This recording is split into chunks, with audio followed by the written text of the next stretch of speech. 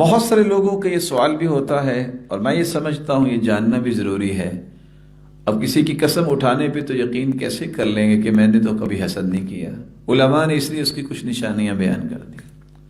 حاسد کی نشانیاں کیا ہیں؟ جاہز جو بڑے ہی عربی زبان کے نباز رہے ہیں وہ کہا کرتے تھے وَمَا لَقِيتَ حَاسِدًا قَطْ، آپ نے جب بھی کسی حاسد سے ملاقات کی ہوگی آپ کو کچھ نشانیاں إِلَّا تَبَيَّنَ لَكَ مَكْنُونَ، چھپی ہوئی نشانیاں بھی تمہارے سامنے آ جائیں گی۔ کیسے؟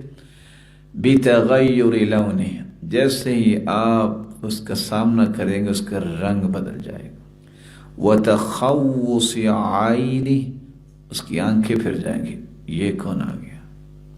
وَإِخْفَاءِ السَّلَامِ، کبھی آپ سے بلند آواز میں اور ایکسائٹنگ طریقے سے سلام نہیں کرے گا، کہے گا بھی تو آہستہ سے بولے گا۔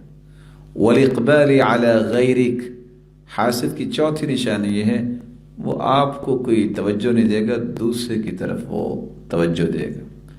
وَالْإِعْرَاضِ عَنْكَ، پانچویں نشانی وہ آپ سے ایسا ہی رویہ پیش کرے گا میں جانتا ہی نہیں ہوں۔ چھٹی نشانی وَالِاسْتِثْقَالُ لِحَدِيثِكَ، آپ کی بات اس پر پہاڑ کی طرح گرے گی، بوجھ سمجھے گا۔ وَالْخِلَافُ لِرَأْيِكَ، اور ساتویں نشانی اس کی تمنا یہ ہوگی میں نے اس کی رائے کی مخالفت ہی کرنی ہے۔ یہ ساتوں نشانیاں حاسد کی نشانیاں ہوتی ہیں۔